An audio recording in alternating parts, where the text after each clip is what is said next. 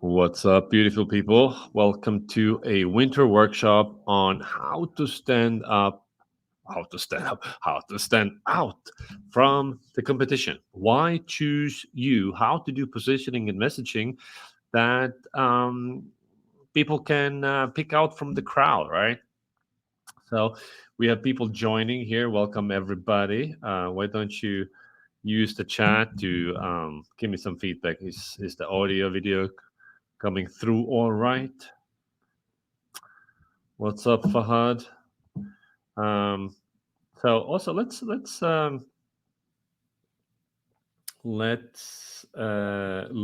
at let's. I'm gonna send you guys a poll. So you see, there's a polls tab. There's a question: Is does your business have a compelling reason why your customer should go with you versus somebody else in the market? So meaning like, I do you have strong um, well articulated differentiation in your value proposition, or it's like it's hard, not really sure, maybe it's the esoteric feature here and there. So please use the poll, and let's see where we're at. So so far 70% of people say that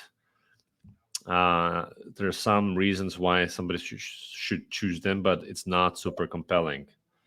Sup, everybody. If you're joining, please vote in the poll. Let's see where everybody is at. Um, so, how this is going to go. So, I'm going to invite our guest speaker, Bertrand Hazard, which is he's a product marketing veteran. He's so much experience. It's pretty crazy. Every time I talk to him, I learn a lot. So, I'm going to invite him to the stage shortly, and he's going to have like a 15-18 minute presentation to set the context. And then we're going to have a little back and forth. So I'm going to challenge him on some things, maybe. I have my own thoughts and questions to add. And then, really, since this is a workshop, it's a lot about your very particular problems and your very particular challenges. So think about your business. Think about a question that you might want an answer to, and we'll get to it. If you have questions, please use the questions tab, not the chat, because it might drown in the chat. Because Benjamin from Paris is over here and he's very chatty, and Thomas from Sweden. You know how the Swedes are. Ah, alrighty. So Bertrand, please join me on the stage. Let's kick this off here. Bertrand is I believe a Frenchman. Yeah, are you from France? I am. You can hear from. Yes.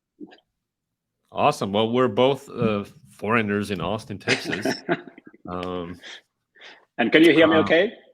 Yeah, can hear you beautifully. So I'm gonna drop off the stage. You go ahead and share your slides, and then whenever you're ready, kick it off. Thank you. Yes, so let me share my screen. Can you guys see it okay right now? Yes, I assume. Awesome. Well, thank you everyone, and thank you, Pip, for the very warm welcome, and thanks for having me as a guest today. I'm very excited. I can see that we've got people from all over the place, whether North Carolina in the US, but also Sweden, as you mentioned, with Thomas, and then Benjamin in France. So I will not do that speech and presentation in French. I will stick to English. I hope you guys are okay with that. And before we do and talk about how to stand out from the competition, let me tell you a little bit about myself. And Pip was very kind enough to talk about the fact that I had a lot of experience. I don't know if that means that I'm an old guy, but I actually started my career in the UK as a brand marketer. From there, I worked with companies like Kellogg's, Mars, and Disney's. And then in the late 1990s, I joined my first tech startup, a company called Mission Critical, as their marketing manager for the European region. Now, a year later, we were actually acquired by a company that you can see listed on this chart, NetIQ, which was a system management vendor. And instead of going back and look for another job, I was actually given the opportunity to move to the US, where I built my career mostly as a product marketer, as Pip was mentioning. working with very early stage pre-monetizations companies like Trust Radius that probably a lot of you guys know if you're in the B2B space, as well as much larger organizations, billion-dollar company like SolarWinds. Now, along the way, what has been great for me is that I had the chance to be exposed to very different business models, which today I'm really able to leverage in my consulting practice. But the fact that I've been exposed to enterprise software, I've been exposed to very high demand volume transactional software, as well as double-sided marketplaces. And most recently, I started to kind of like work in the, what everyone talks about these days, the product-led growth space. Now, it's not about me, so let's talk about the topic of the day. One thing that I've learned as a product marketer over the years is that it is your job to help your company to stand out from the competition. And it's honestly not easy. I also strongly believe that it's getting harder and harder as demands for products increases or demands for services increases. And the barriers to entry and the barriers to enter the market actually lower. So you've got more and more competition. I mean, I'm just going to give you an example you guys are probably familiar with, but if you take the marketing technology landscape that Scott Brinker famously started to capture and categorize, back in 2011, at the time, his first chart or landscape including 150 tools. By 2015, we're talking about 4 years later, there were 1,000 tools. By 2018, this was another 3 years later, there was 5,000 tools listed on the marketing technology landscape, which at this point you could not see who was included. And I believe that, I don't think that 2022 has been released yet, but I believe we're going to cross the 10,000 mark when it comes to number of products in that support marketers and that marketing technology landscape, with no line of sight for this number to continue to grow.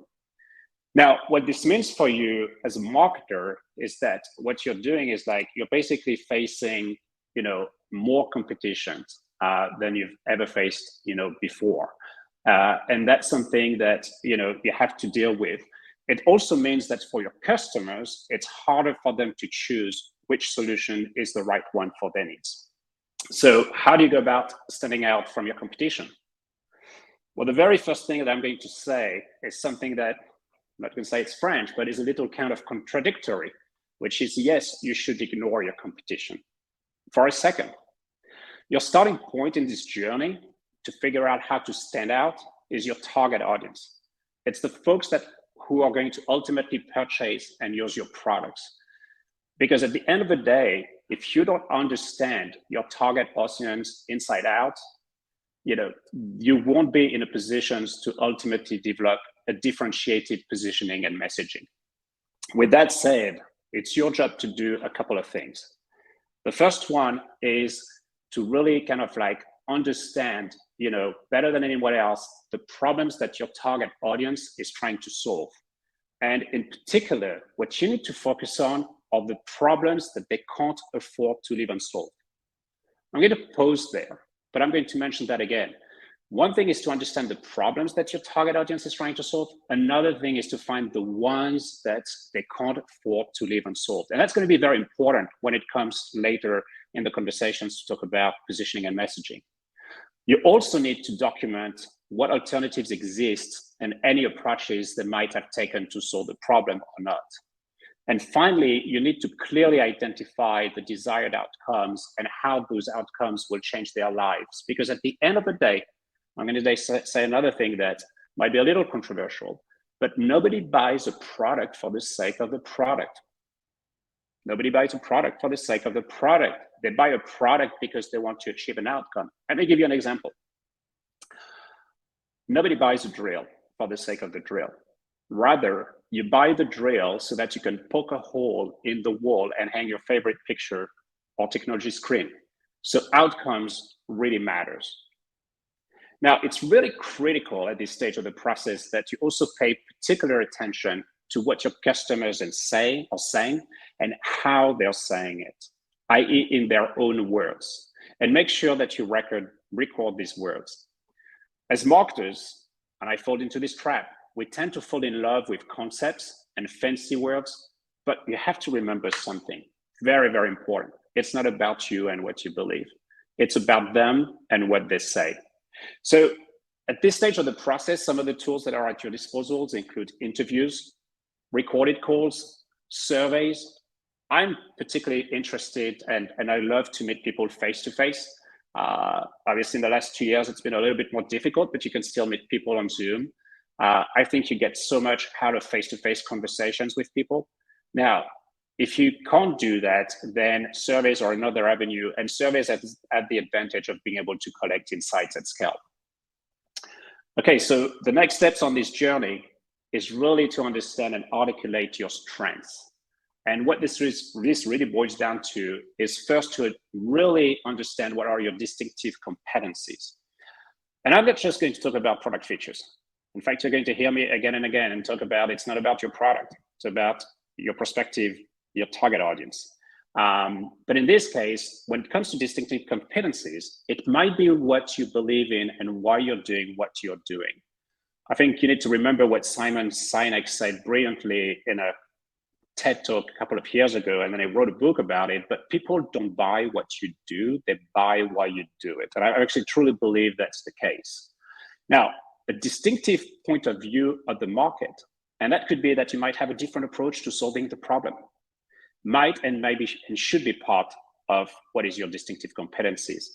And of course, it's about the solutions, the one that you're bringing to the market and what's different about your product that other alternatives don't have. But don't forget, it's not always about the product. And I want to give an example here to try to make the point. If you're selling, and I've done it for many, many years, to the enterprise market, usually enterprise buyers are not just purchasing a product. They're also investing into a relationship with you, the vendor. So if you happen to be known for having an excellent customer service, that differentiator might be what makes them choose you over alternatives. And I think that's something that you need not only to be aware of, but you need to document, as you come up with your distinctive competencies.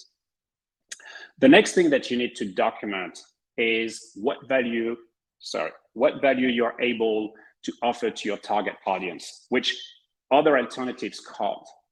Even better, if you can quantify these values. It might be about saving time. It might be about generating more revenues. Again, very successful enterprise sales guys told me a couple of years ago, people buy software for two reasons, to make money or to save money. I think now there are other reasons, but it's something to really think about. It's like, how do you quantify these hardcore benefits? But I say that, and at the same time, I'm going to tell you that you should not forget about the soft benefits and the indirect impacts that you might have. For example, for some people, choosing the right solutions, to solve a very critical problem that their company is facing might lead them to a promotion. So as you think about how you differentiate yourself, as you think about your solution, think about how your target customer might become a hero as a result of you choosing your solutions. Ultimately, there is a winning formula. If you can clearly articulate your distinctive competencies and your differentiated value, you're going to be in a great position to develop what every marketer aims for, which is a unique selling proposition or USP, something that marketers have used for the longest time. But before you do that, there's one last step that you should be taking. So I know I said earlier that you need to forget about your competition, but I also said that you need to forget about them for a second, not forever. Now that you understand your target audience better than anyone else, and that you have articulated your distinctive competencies and unique value you bring to the market, it's really time to know about your competition better than they do. And I think it's an important point, and you might say, well, that's obvious, but it starts by understanding who you're competing against. Obviously, we've touched a little bit about it earlier when we talk about alternatives, but it's actually a great question that I like, is one that I've learned from April Dunford in the book, called Obviously Awesome, which, if you're in the technology space, is the Bible for positioning and messaging. And the question is this one: if you did not exist, what are the other alternatives that exist in the market? It might be other products. That's what's obviously obvious. Who are my competitors? It might actually be an Excel spreadsheet. It might be a pen and paper. Now, remember, you're not just competing against other products that solve similar problems. You're also competing on the priorities that are top of mind for your prospective customers. So you might have to base, and this is an example, you might have to base the best online chat solutions compared to anybody else in the market. but you might actually be competing with another tool that is intended to optimize conversion on their website. So you need to understand not only about the products, the environment, but the ecosystem in which you're operating. And last but not least, and this is a really important one, usually your number one competition is do nothing, which, if this is the case, will require a lot more effort than if you're trying to show how your solution is better than the ones that they're currently using. The key point I'm trying to make here is really that when you think about your competition, you need to think very broad. Most of the companies I've worked with, when I got in and I said, who you compete with, it's usually like I'm competing against company A, company B.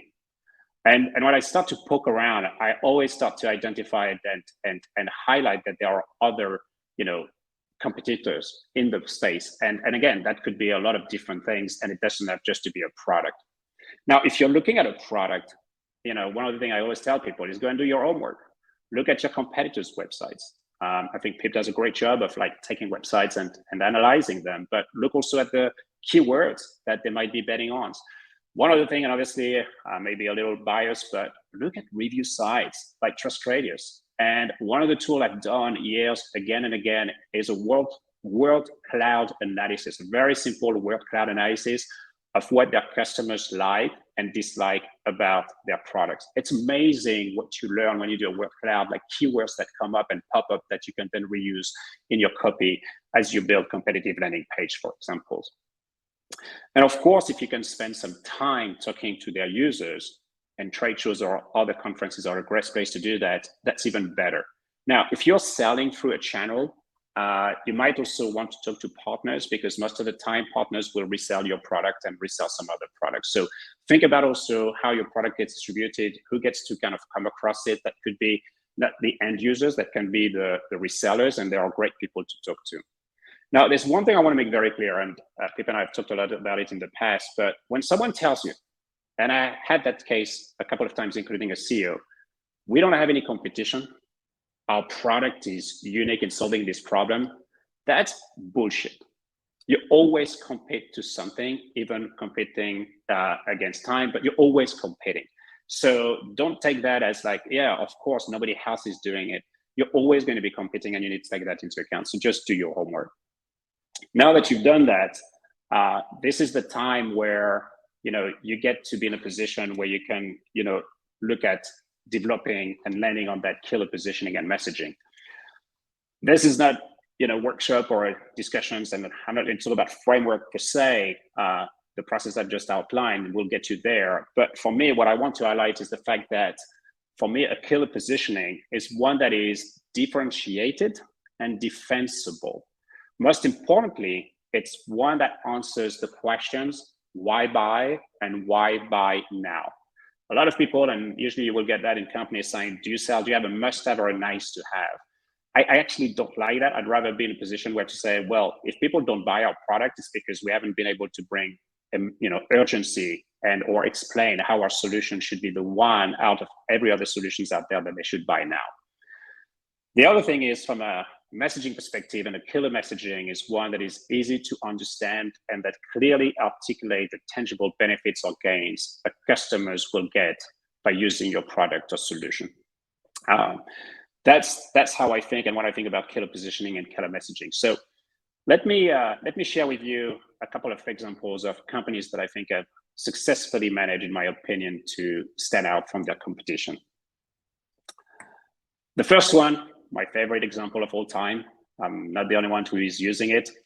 It's the iPod from Apple, and this amazing timeline, 1,000 songs in your pocket.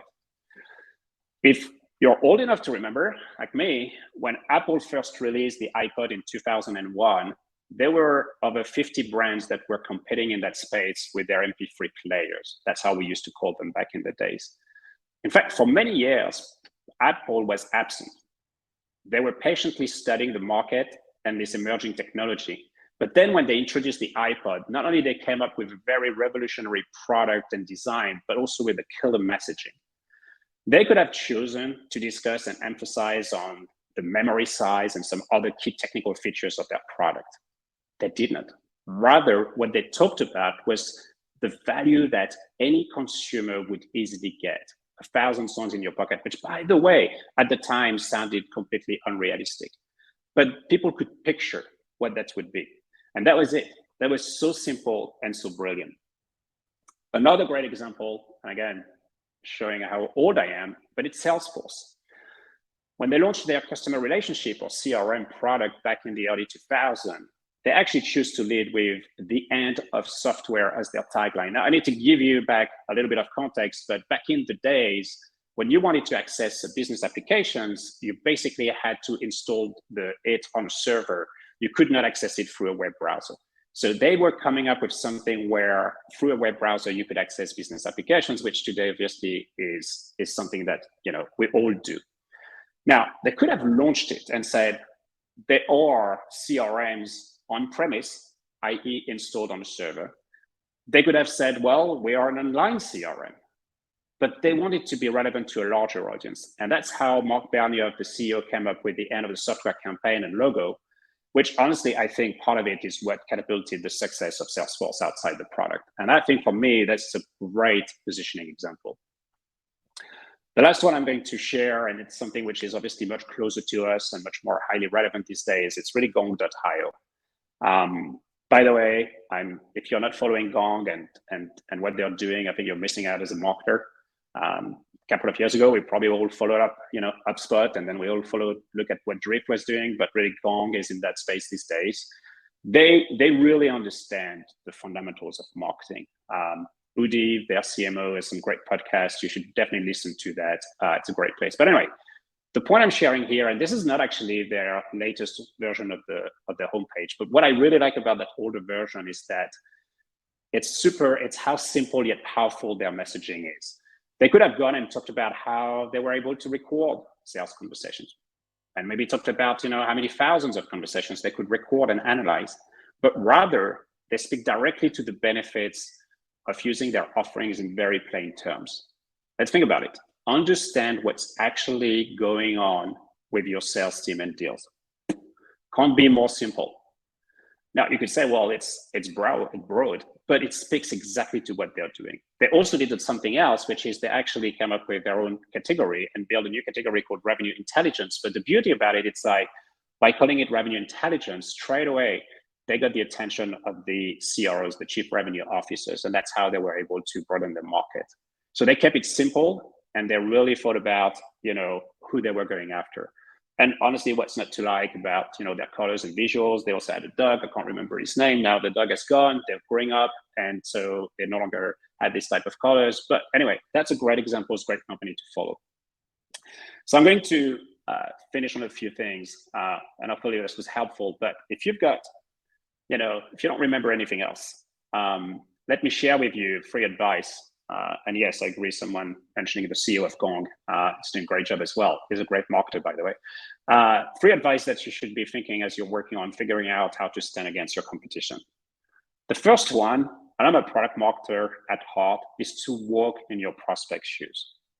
The more you live, the more you breathe, the more you think like your customers, the better you'll be equipped to come up with a killer positioning and messaging. There's no secret. You've got to start from their perspective and then bring it back to your product and offering and what you do, not the other way around. My second advice is that your priority in this exercise is to be different, not perfect. Perfection might exist, I don't know. Personally, I don't think perfection necessarily exists, but most importantly, if you're seeking perfection, you will be outrun before you start. Which leads me to my last advice, and a very important one. It's a journey. Your positioning and messaging will evolve as you evolve, as your customers are evolving, as your competition is evolving.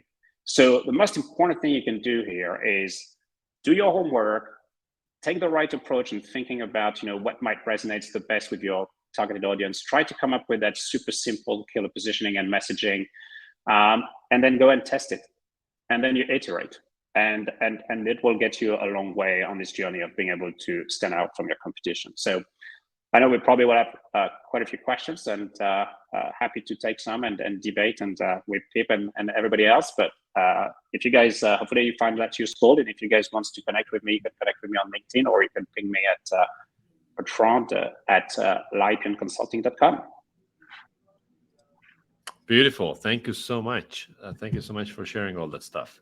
And yeah, guys, look Bertrand up on LinkedIn, and yeah. Also, my name is pronounced Pep, not Pep, P. Pep. Pep. This is I do this valuable. Sorry, Pep. No worries, no worries. It only happens 20 times a day. Okay, let's do some questions, and I have some actually before we get to the audience questions, and we will.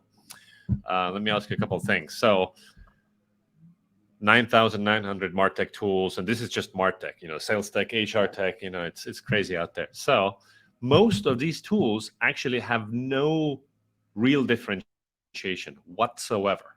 Everybody has every feature. Like in G2, we take email marketing. Everybody has every feature.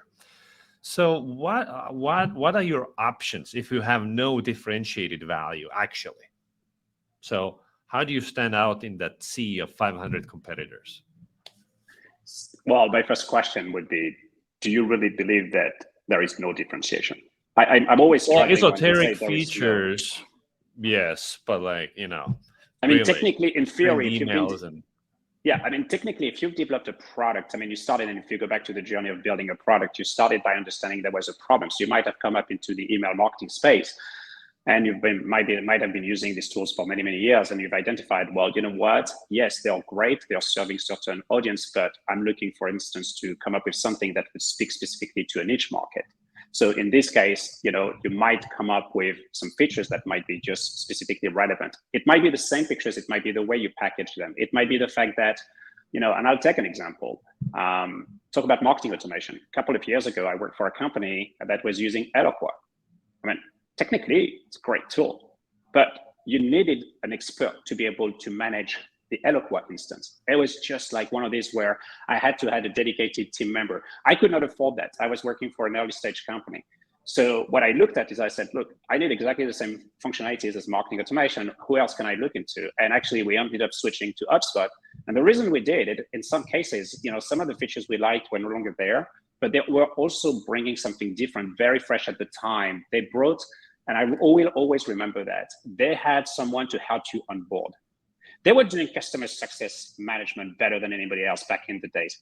That was for me a killer. In fact, and I'm usually very good at promoting solutions that I love. I went on to probably sell, HubSpot to a lot of different organizations by saying, look, yes, there are some limitations, but they have an amazing customer success. And when you are a CMO, VP marketing, working for an organization, you can't have your emails go down. You need to have the support there. And so in this case, and that's what I said earlier, customer success, something that you develop and you do differently, might be your competitive differentiator. And that's what you might want to emphasize. Mm-hmm. Okay, yeah. So just yesterday, actually, I analyzed a particular case. So why don't we look at this as a workshop? So I'm going to share my screen as soon as my internet. It's a website called Omnisend.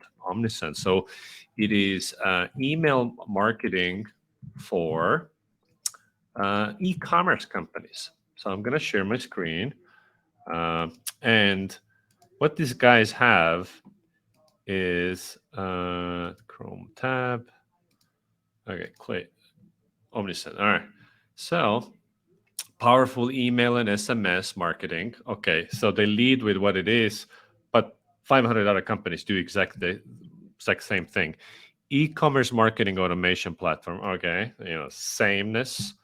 Okay, trust, but everybody has trust. Oh, and they have 9.2 on G2 versus 8.7 versus MailChimp. And then if they do the features, oh, it's triggers, it's abandoned cart recovery. Oh, you can target people based on behavior, which is every single tool. Well, not every single, but 30 closest competitors have identical feature sets. What do you do? In this case, if I was to land on that page, I would have no clue what they're doing differently. Yeah, exactly. I know that what they've done is they helped me to understand Omnisend is some kind of email delivery platform. Probably the fact that they compete with MailChimp, which is interesting, they put that on the homepage. that's pretty bold. I don't know if I like it or not, because to some extent, straight away, you're kind of like, oh, maybe I should look at MailChimp as well. But I can tell you right now, based on this, what would be different. In fact, if I look at the picture, I'm like, okay, it's minus 50%. So is this something where I can get some discounts or promote some discounts? I just don't know. Right, that would be my challenge. So in this case, what I would want to understand, and obviously talking with them, is to understand, who are they? Who do they think they compete with, right? And what, most importantly, what ultimately their product, is bringing to the market that nobody else can solve. What unique problems are they going to try to solve? Right. Start from the problems. Let's well, the problems are category generic. Everybody wants to send emails and SMS to make more money. It's classic. This is like problem, but everybody's solving it. So I think this is a classic sameness problem that most companies have. So, and look at this. So the Omnisend versus MailChimp. What I think is completely wrong with this is that MailChimp is not an e-commerce focused platform at all. It's a generic email marketing platform. So them comparing themselves with a generic version is just a bad move, because now people are confused. Well, what is Omnisend? I thought it's e-commerce, but now they're comparing themselves to MailChimp, which is not e-commerce. So it's conflict of positioning here. And second, like if you're a race car, you're a Ferrari, why are you comparing yourself to a Mazda over here, right? It's confusing, sending confused signals. Yeah, the whole thing about having your competition on your website is a big one. I mean, there's a lot of debates. I mean, I've worked with a lot of people that will tell you that you should not do that. Ultimately, you should be very focusing on you and your positioning and messaging. And if you do a great job, then people will come to you, talk to you, and then they will do their own research. Now, you need to equip at some point in the sales process. You need to be able, obviously, to understand and to explain the difference with other solutions. But yes, I mean, like I said in my opening statement when you were sharing me these examples, I'm a little surprised that they would compare directly on their own page. Right. So my take here is like what they should do different is they should actually compare themselves to the category leader, which is Klaviyo. In this case, Klaviyo is like Salesforce in this space, right? It's the biggest, absolute biggest player, and then do the counter positioning or the versus positioning against the market leader. It's like, okay, Klaviyo is, has everything, but it's expensive. We have the same stuff that Klaviyo has, but we're like affordable in comparison, right? They could do versus positioning as one of the strategies to pursue. Create some, a reason to choose you, which they don't spell it out anywhere. Like in fact, they're like signaling to as themselves as a productivity winner, which I think is very weak positioning. Yeah, I mean, so e-commerce, I mean, in this case, they're really positioned, they're targeting a specific market. But I think, like I said, what I don't see is, okay, what do you do, right? How do what quickly I understand, like, this is what you're doing and the problem you're trying to solve. And also to help me quantify what's the benefits of me using your solution. Totally. Right. That's what's missing. Anyway, but yeah. So let's take a few questions from the audience, and then let's see if anybody volunteers their website for some positioning feedback. So, Marcia is asking here that wants to survey target customers, but target customers are kind of don't want to share. How do you like interview or survey your ICPs if they don't want to share? Ever come across that? Well, it's a little confusing because I'm assuming like if you've obviously built a product or solution, it's because you're trying to solve the problem, right? Right. And so that means like you've identified that this audience and investment banks, funds and other insurance companies. That means like you've been able to either you've had your own experience working in one of these companies, and or that you've been engaged in talking with this company. So I don't even understand how you would be at that point of like, I need to develop a USP if ultimately you have not had already engaged with these folks and try to understand what their needs are. So maybe I'm not sure about the question in this case. I'm with you. I think it's a wrong assumption here that people are secretive about their needs. Now, if they have an actual problem.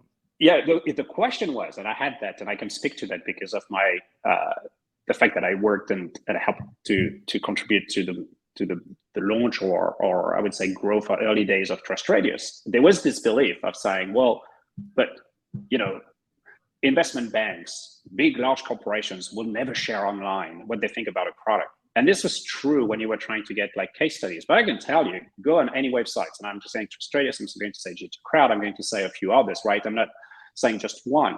You can do a quick search about companies, like the name of the company, and you're going to find that people are actually sharing their experience. So one thing which is great about it is that they can do it two ways. Either they're going to be anonymous, either they're going to be public.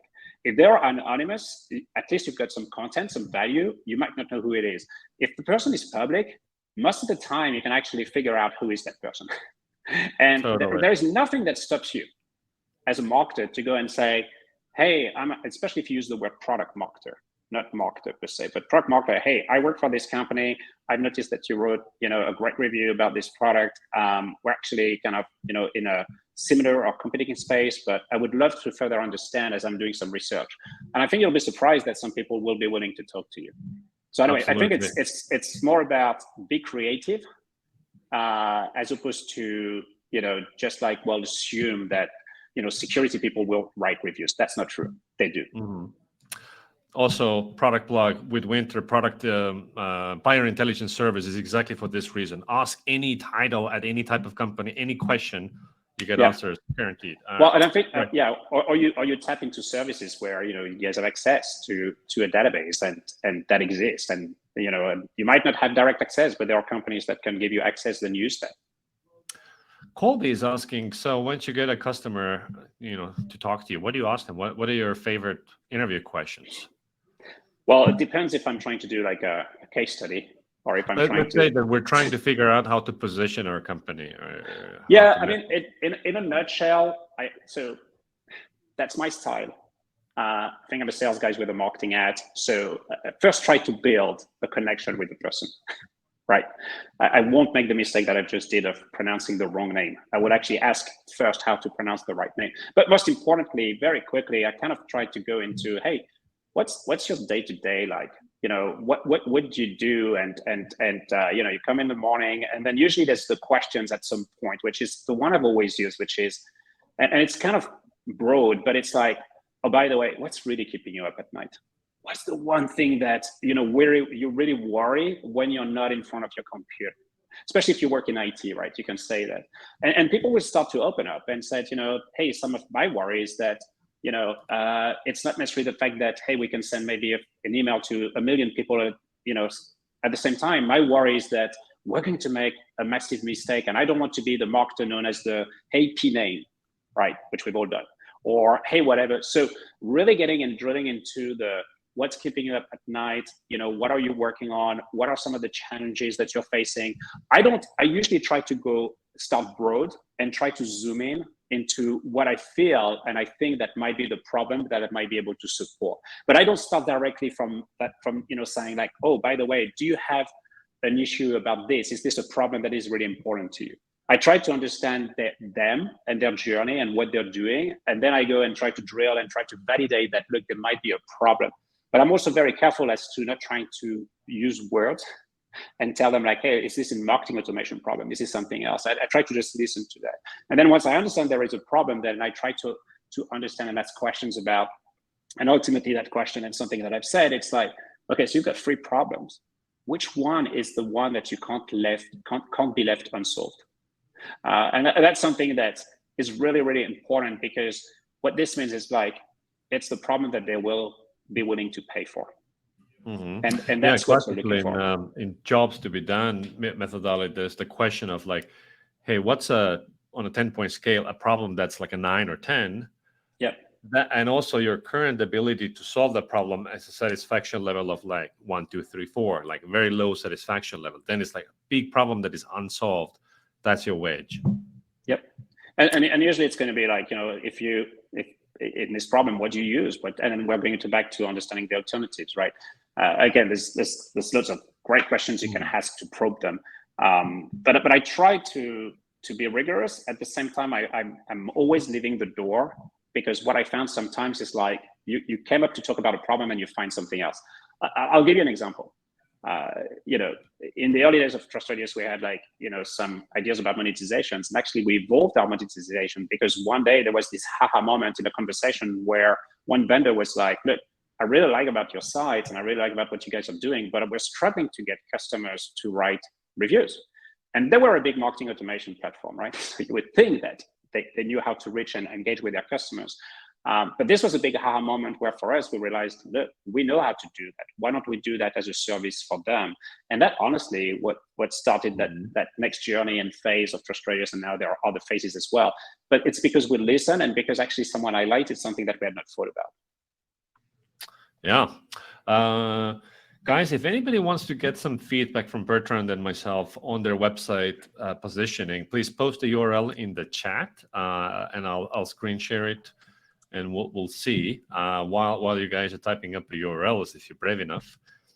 Then there's another question here about Ryan is asking, community is now the strongest and most defensible way to stand out from the competition. Would you agree? What do you think? I think communities are critical or getting more and more important, especially if you're in the product-led growth movement, right?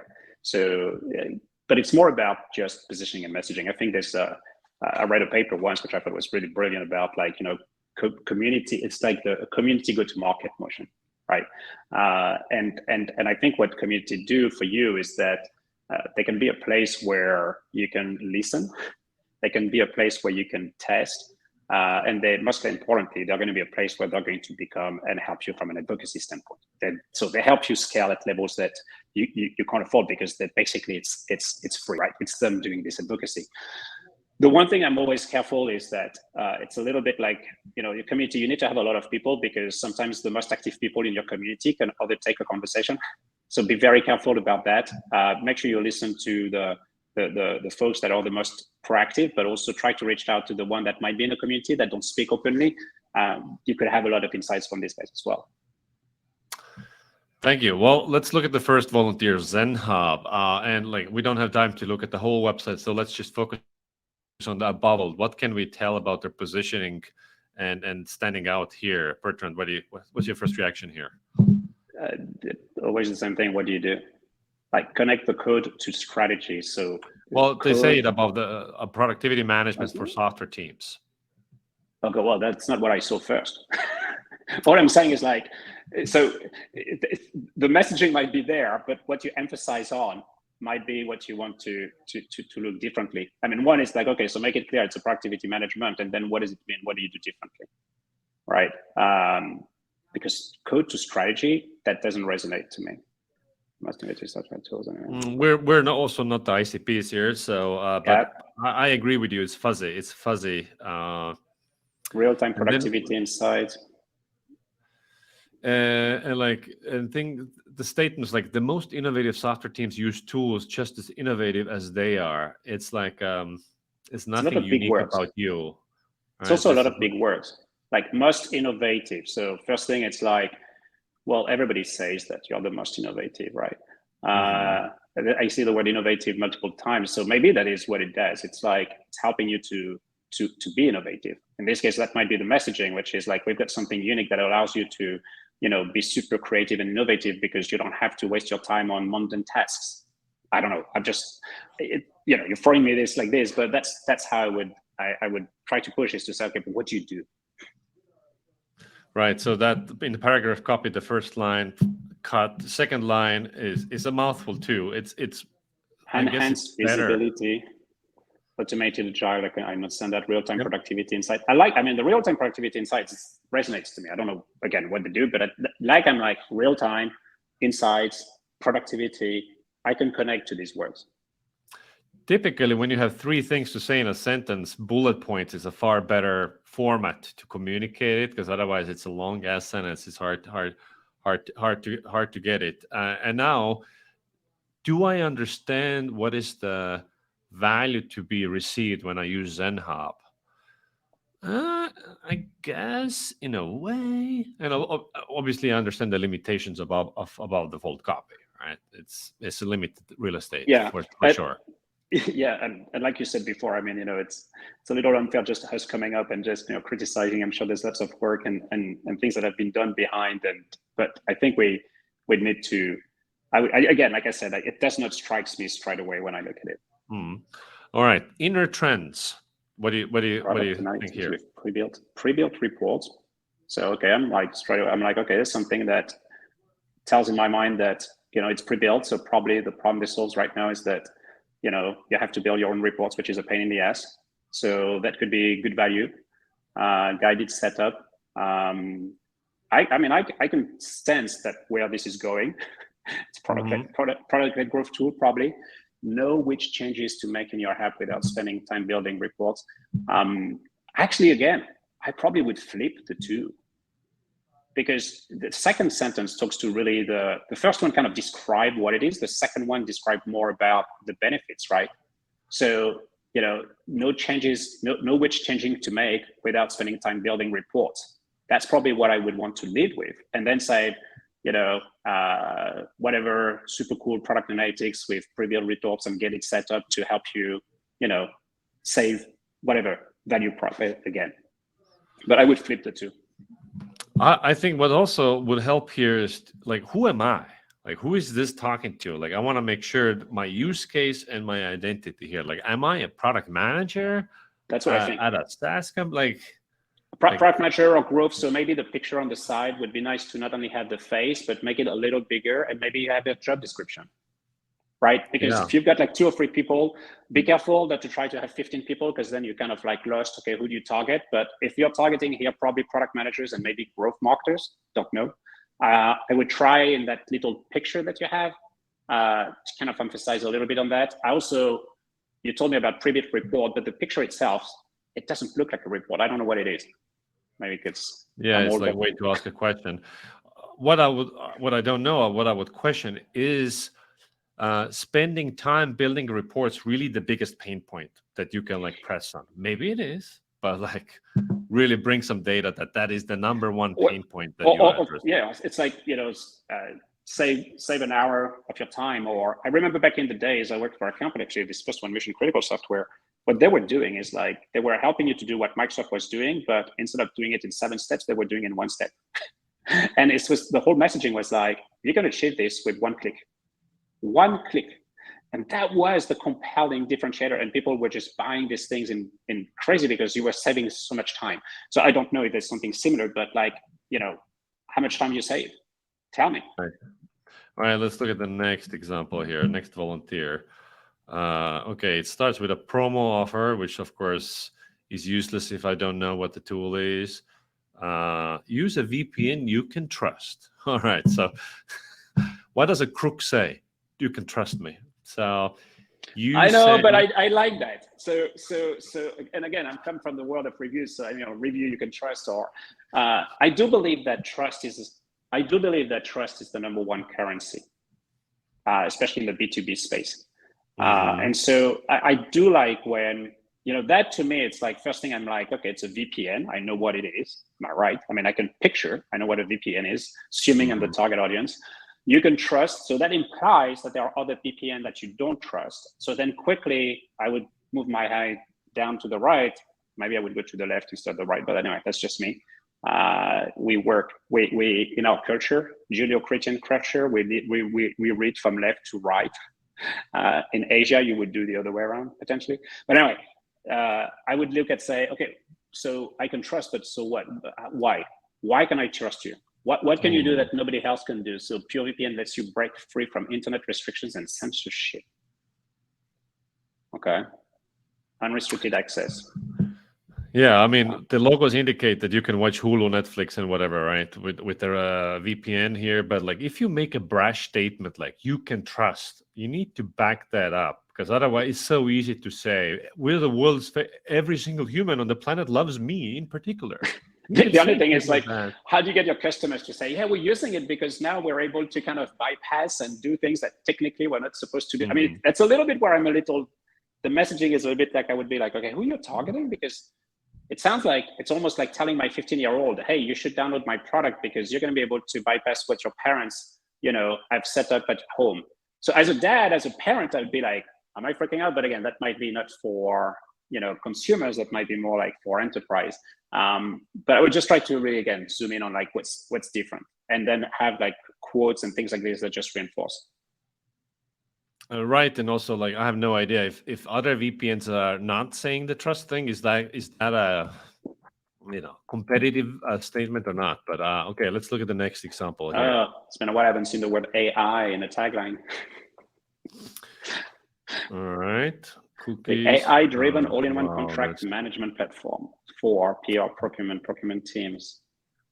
Okay, so yeah, I'm really against anything like this. I'm like, this is a hill I'm ready to die on. Like, it just means that you have no idea. You can't. Oh my god, this website is overly aggressive with like this is the fifth message I have to close here within 5 seconds.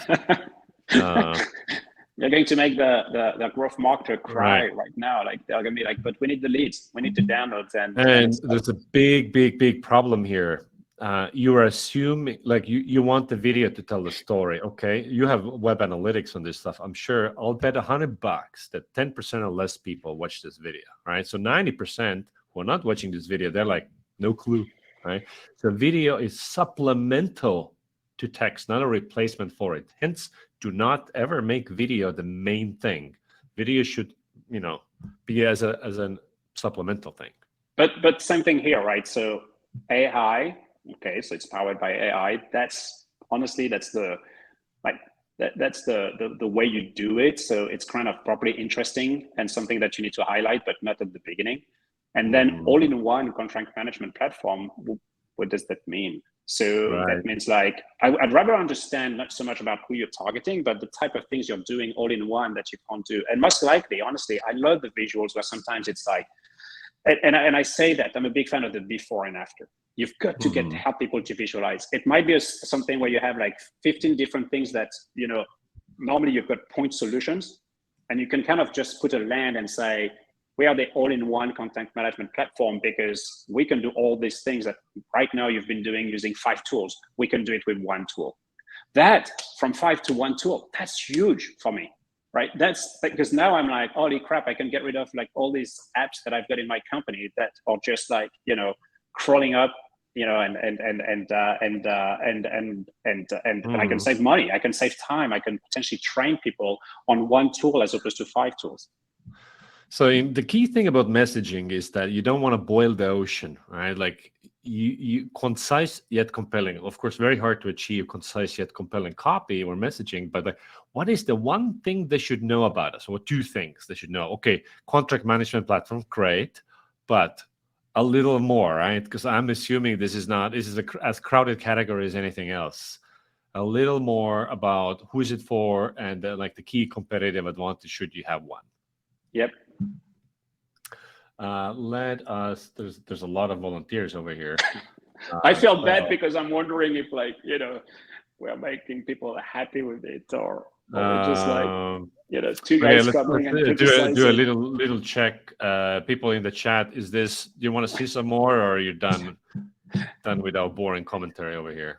Because this is like me telling my whole presentations or what I was sharing. It's like, look, you need to do your homework to ultimately come up with like a strong positioning messaging. It's going to evolve. Eric wants more. Erica wants more. Lena wants more. All right. I'm guys, okay, but I'm just like, we're coming up where we're just like 2 guys reacting and Okay, let's do 7 more minutes and we stop at the full hour. Sip safe. Sipe safe, or Sip safe. cheesy stock photography is like has got to go, because this is visuals are signaling something, and this one is signaling they still live in 2007 where stock photos were cool. No, they're not. All right. I see a little bit about like, I don't know if it means like integrations with Google, Microsoft Azure, SCBDB, or if it's supposed to be kind of some of the customers that use it. I think specifically when you do security very quickly, anything which is security, anytime you can put, you can mention logos of companies is super critical, because that's what people will look at. Security awareness. So I think this is the category. This is what they do, right? It's a security awareness training and phishing simulations. More than just, it's just so weak. Don't let me figure out what this like. Don't let me fill in the blank. You just state it, right? Like you say exactly how is it more in a very concise fashion, right? So Yep. that is and that's what we help. Okay, what you help is great, but also what is the onlyness? What is something that only I you can say that the yeah. others cannot? So this is where I would really think there's potentially an opportunity to flip it there, where it's like, again, maybe the whole thing is like turn all your employees into the best security experts, right? For phishing or whatever, like something like this. And then how? By going through an online or dynamic whatever it is training, which I'm assuming this is what it is, because I every time I feel like I work for a different employer, I have to go through like one of these security awareness type Right. thing. But I think the real thing there, it's like what you're doing, if you really think about the problem you're solving, is like you're trying to avoid having your employees become and I would say without realizing potential liabilities and create liabilities for your organization. So here, because I've talked to people about it at different companies, but here what you're trying to do is you're trying to say, look, I want to turn what is a potential risk into a liability into, no, I want them to be my first line of defense. That could be that too. Turn your employees as your first line of defense for phishing simulations, train them, refresh, whatever, keep them engaged, but something which is unique. And then on the right, to your point, it's great that there are two people, but what do you do differently? That's what I would try to understand. Like, what is different there? Is that other companies, do in the same space? Right. And also, like, who am I? Right. Like, so if I'm your ideal customer, I can immediately tell that this is for me. Is it the big enterprise or whatever? All right. Yeah. Cervicate, customer feedback service for online businesses. Are you sharing something? Oh, there's a wrong tab. I'm still on Wrong tab. My skip save. bad. All right. Here we go. Dare to ask. Unlock growth. What customer feedback surveys? Okay. Like the dare to ask. Constant stream of insights. I'm trying to see to me, the reaction I have is, how do I bridge the gap between dare to ask to unlock growth? So I think that it's a feedback survey for online business. I get that. I like the dare to ask. It's almost like, hey, don't be shy, go and ask for feedback. I get that. The question is, how do I then, is it the insights you get that you tell? Okay. Dare to ask. I think it's missing, for me, it's missing like the dare to ask, get, insights at scale, or get, something about unique, what's unique about maybe the insights you're getting. And maybe it's also the way it's being delivered to you, back to the buyer, in a way that is easy to consume, people love easy. I always say that, but easy to consume, easy to, so that's probably my first reaction. So what I would say is like, it's clear what you do, obviously. However, surveys is an old category. Like, you don't need to explain why do surveys, because now you're not selling you're selling the category, right? Selling the category is needed when the category is emerging. It's new. People don't know what it is. Revenue intelligence. What the fuck is that? Surveys. I know. I've been doing surveys since SurveyMonkey was started. There's so many big survey tools. Now, like recently, Typeform is becoming a unicorn, I heard. So my question is like, I'm already using Typeform, maybe, or Momentive, or one of those. Why survey? Where does Cervicate's onlyness, uniqueness, like that positioning is missing here? Well, it sounds it's in the third whatever line, like target your audience by channel, properties, behavior. So do they have mechanisms to do better targeting? Is it deep dive reporting? There's something about integration. So is this about the integrations? Is there like in-app stuff? Or I know Sprig is big in in-app surveys. So like, again, and this is online business is, of course, like for everyone, basically, right? And same thing, again, like this set up in minutes, no time, limit, whatever. I probably would put some logos, customer logos and things like this up front. It stands out, but it's everybody dark. has those things. Everybody has those things. So anyway, I'm a visual guy, but it's also, it stands out, but it's also dark. I'm like, okay, what are the little, stars on the left and right? I don't know if it's meant to, I can see in the sky or whatever, but anyway, I think we've covered that. Yeah. Okay. So more loneliness. Okay. Let's look at another one here. So Well, next one. hopefully Barbara submitted it because she said thank you. So okay, Okay. Then we want to make have sure that. Kuchko Consulting.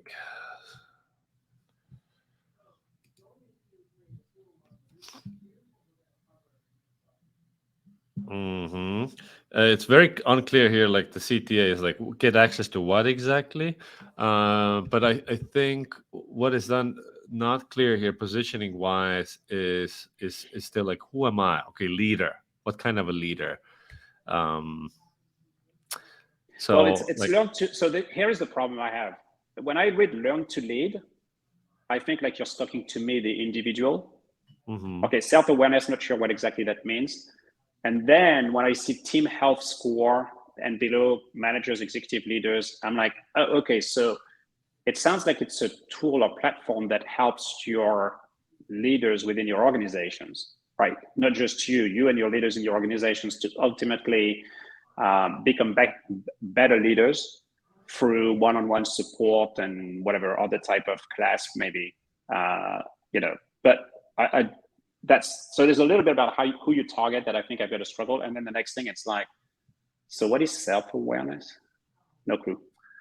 Right, because like I understand that's maybe your point of view or your angle there. However, what is unclear to me is like if I already don't want to lead with self-awareness, if I don't have that frame of mind, is this going to speak to me? Like, no, no, no. I want to lead with. I want like more productive team, maybe, or like maybe have. I want to improve communication. Is this gonna help me? So what existing pain point is this talking to? How do I recognize that, oh yeah, this is for me? Yeah, I mean, like for instance, I really like, I read the first sentence on the managers, right? Uncover your leadership blind spots. Like, I would actually like if I was to read that, I would be like, well, yeah, shit, I've got blind spot, and it can stick to me and some other people. Okay, how? What do you do? Like, helps me to do these blind spots because that I can relate to. It's very Yeah. simple, like blind spots. Now, that might not be just the value prop that they offer, but I think that's how I would look into it. Well, we're actually over time. How's your time, Burton? Do you need to hop? No, no, I'm having fun, and I feel you make me feel bad, Pep. Okay, I let's stand take corrected. two last websites. So then we have covered everyone. Okay, follow the smart money. Uh, This is a WTF moment, I think. Don't want to learn more. the most accurate comprehensive insider Insider transaction data in the transaction investment. data. Okay, so that must be the same person that probably asked about the questions about how to get insights from these folks, right? I have to believe just investment in management industry. Mhm. I don't know what is insider transaction data. I work Yeah, for yeah. now. It might make it something for people. It could be super targeted that might Mhm. resonate with people and it doesn't resonate with us. Yes. I mean, accurate. That's powerful.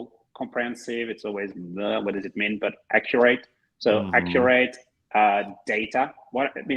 What I don't know is what is insider transaction. I think of insider as like insider trading. So that's probably not what it That is. was my first thought too. Yeah, but And of then course we're clearly not the ICP yeah, here. So the picture behind it was a bit like, oh, it's a light bulb, or is this going to be like a cryptocurrency site? Mhm.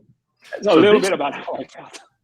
right. So this can be totally like, okay, this is what it is, and this is maybe why. Even though like superlatives are typically terrible, um, sources of differentiation. Like we're the best, the easiest, because Yeah, it's unbelievable. and that follow It's the much smart money, it's waste. That's complete waste. So instead of saying most comprehensive or whatever, like put specific numbers. We have Yeah, 17,000, whatever, quantified basically. yep. And what is accurate is like how would you measure that, right? So if you can measure that, put that quantified score there. So specific is much more credible than a superlative. Okay, let's look at experience.care. So clear. First Oh, thing what is was like that? Okay. this wall of text here is just you got to cut 70% of that. It's too much for the above the fold, right? It's like this is the goal for the above the fold is to communicate, capture their attention, pique curiosity. Who am I and who are you and why should I keep on reading, right? So the thing which is interesting is like it's time to expect more from your EHR, which probably makes sense to people who are the target audience. I get that, but to Electronic some health extent, records, I'm guessing. it's what I think it is. It's like it's actually probably it's what you're sharing here is your viewpoint. You probably have a strong viewpoint. I don't know if you lead with a strong viewpoint, right? That's the thing. You want to lead with like what your product is doing, and I can't even read, like it's super small, but I think I wouldn't lead with that distinctive competencies. I might use it below and say, based on this is what it is, and it's like, because what you're doing here, it's like you've been used to this and you've accepted the status quo. What you're trying to do is like it's time for something different. Mm-hmm. And I like that from a positioning. The before and after, I think there is a lot there. So, but I'm just wondering if the exercise has been done, but what you put in front is the right thing. I don't know. Totally. Like this is a lot of storytelling and a narrative, and the homepage is not the place to tell your story and narrative. That's your marketing. That's your point of view marketing. Wherever you're communicating with the target market, that's where you tell the story. I mean, it can be on a page somewhere, but above the fold is not for that. The CTA is the clearest thing there is here, like most intuitive point of care system. And actually, if you put that and lead with that, now, what I was telling earlier about like there's 5 different things that other solutions probably provide. Your solutions kind of cover all 5, right? This was the whole inclusive. You're kind of showing it here. So that I get it, but you should lead with like, I don't know, intuitive, but maybe that's most what I would intuitive. Yeah, like that's like easy. And easy flip it to, like, hey, don't accept the status quo. Don't accept like boring. Maybe the text is like, don't accept boring point of care systems. There's a better way to do it, and hint at a little bit about what's different about you. 3 things, simple versus big text. Cool. All righty. We are out of time. All right. See, more people want to hear, like, ping us on like LinkedIn or Twitter. Send some comments there. Otherwise, we'll stay here all day long. Thank you so much, everybody here. Thank you so much, Bertrand. Well, thank you for having me. Beautiful hour and 7 minutes. Sorry for going over time. And see you around, everybody. Cheers. Thank you.